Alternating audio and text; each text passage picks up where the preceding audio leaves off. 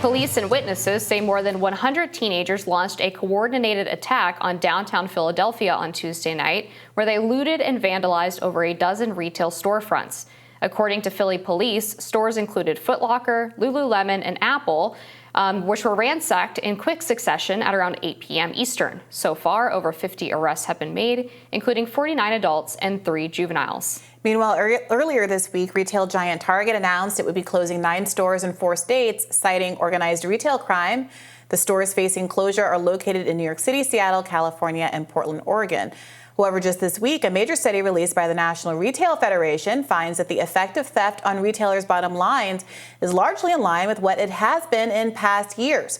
One Twitter user noted a few months ago, someone pointed out that we're closing due to shoplifting sounds much better to shareholders than we're closing because we can't compete.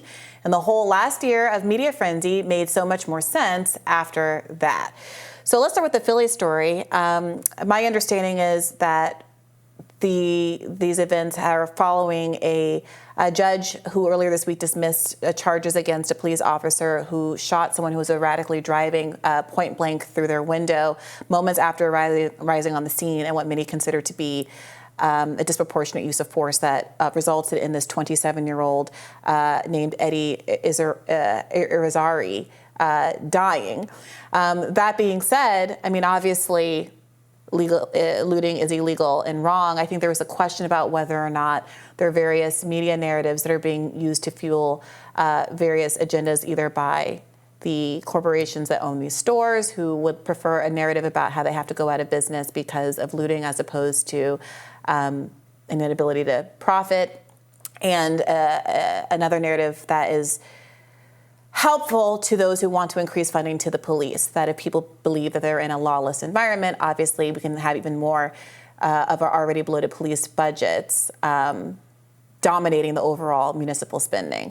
What do you make of all of this? Well, I think there's an interesting difference between perhaps what is being described in the tweet that you read off, in terms of shrink from theft being very similar to past years. I think the fundamental difference with the type of violence that we're seeing in 2023 is that it's coordinated and organized. We're seeing more smash and grabs than shoplifting.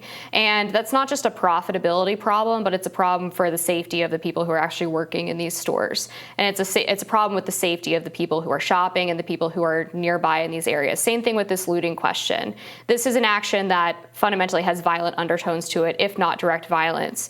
And so for me, this is more of a public safety issue than a profitability issue for these businesses. Now, some of them may very well be using this as an excuse to justify losses. There's no question that e-tail is taking out department stores and had been well before some of this crime has been on the rise. But you see this in connection, too, with the carjackings that have been taking place, up 300% in D.C., for example, where these young people in particular are engaging in crime more frequently, and they're engaging in crime that is what we would typically describe as nonviolent, but they're doing it in more violent ways. So there's more armed carjackings, there's more looting as opposed to shoplifting, for example.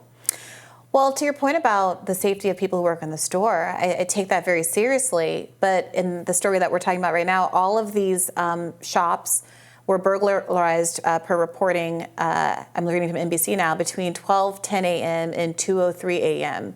So these were after store hours. And while that may be an issue in other circumstances, certainly the safety of employees was an issue when we were talking about all of the Target protests over their choice to sell LGBTQ-related gear.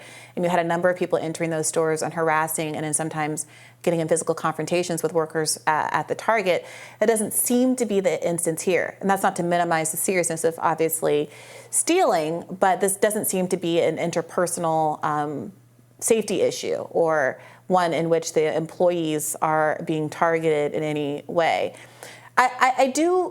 Look, I have no interest in saying it's okay to steal. It obviously isn't. But I do think there's a question to be asked about why there's an emphasis on certain kind of stories and not others. For example, the most common type of threat in America, and Google it, this is undisputed, the most common type of threat in terms of numbers of dollars stolen is wage theft. Wage theft.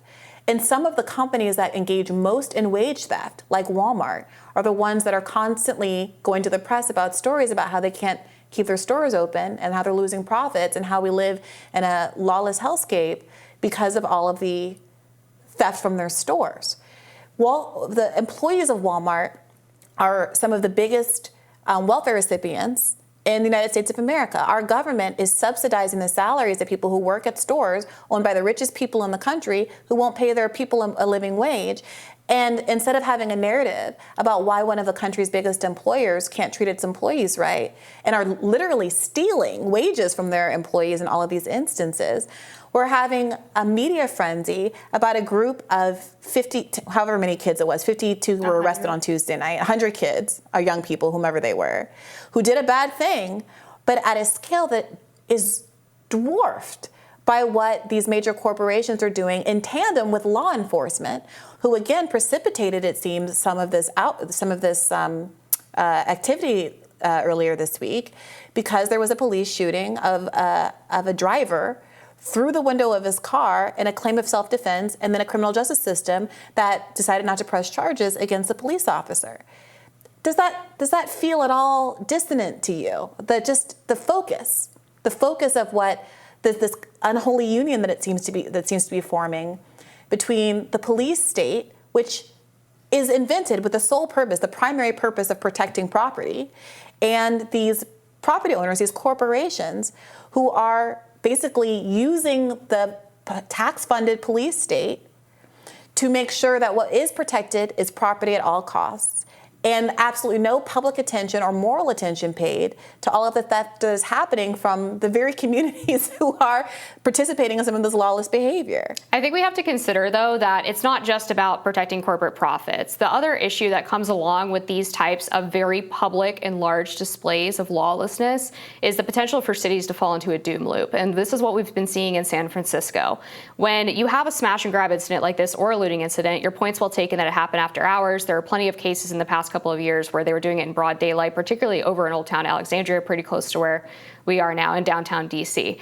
But when people see that, people don't want to return to the office, they don't want to shop downtown, and these cities quickly become ghost towns. And that's a problem not just for corporations, it's a problem for small businesses, it's a problem for restaurants that are independently owned, it's a problem for people who live in those areas and who no longer feel safe just even stepping outside of their own home to walk their dogs because there's people throwing bricks at babies in strollers. I mean, all kinds of horrific incidents. So, I mean, your point is well taken. Wage theft is an issue. Certainly, it pretty much always has been. It's the number one theft issue in the country. It always has been. And but the reason this story is getting attention now is because it's a broader trend of a rise in violent crime throughout our nation's cities and a reduction of people actually living in those cities due to a multitude of reasons, whether it's the lack of people wanting to go back to the office and work in person, or the utter closure of upwards of 70% of businesses due to the lingering effects of the pandemic and crime. I do want to address your doom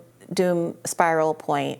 I will say first, I just want to put a number on it. Workers in the U.S. have an estimated $50 billion stolen from them every year. So that's a trend if I ever saw one. And I don't mean to be shoehorning that into this segment, but we don't do. I mean, media at large tends not to do just random segments on wage theft because it is so pervasive. It's like the air that we breathe. It doesn't seem notable. It's uninterrupted, so it doesn't seem like time-pegged and newsworthy. But I do take your point. There is a doom spiral in some of these cities like San Francisco. But I would ask you the question of whether or not small businesses, the people that used to make that city one of the most colorful, hippie haven where so many of our artists that we're so proud of. I was just in Cleveland at the Rock and Roll Hall of Fame, and they have a whole Haight-Ashbury section about all of the culture that used to come out of San Francisco. Isn't there a relationship between the fact that housing prices have been driven up by the extreme concentration of wealth that has been brought by the tech industry, which has forced out locals, it's forced out small businesses who can't afford retail spaces. It is a hellscape that's created in part because the only people who can afford property in these locations, you've seen it, every downtown is now just a collection of CVS's and banks. And they're all in the beautiful old buildings that used to be libraries and banks. It's always been banks. But that the Carnegies and all of these billionaires of old used to build in the public interest in many instances, and who now the only people who can afford the rent are these huge conglomerates who are, I'm sorry, investing in a lot of these public narratives about theft and the fact that police need to be more funded because it's all one giant cycle. You know, a fire engine drove by me as I was walking home yesterday. And I smiled and, you know, like nodded to the guys in the truck. And I was thinking about how everyone loves firemen and how it's very mixed feelings on police. And why that is. It's not that people just woke up one day and said, I hate service providers, or I hate when the government puts money behind something. Like, no, we have a sense of who is acting in our interest and as members of the public, but who seems to always be protecting folks that aren't us. And I would just put out there that people should consider the relationship between the police state, the stories that we're getting about burglary, and the role that it serves for corporations who are able to attribute any number of failures, despite, as I read earlier, their profits being stable.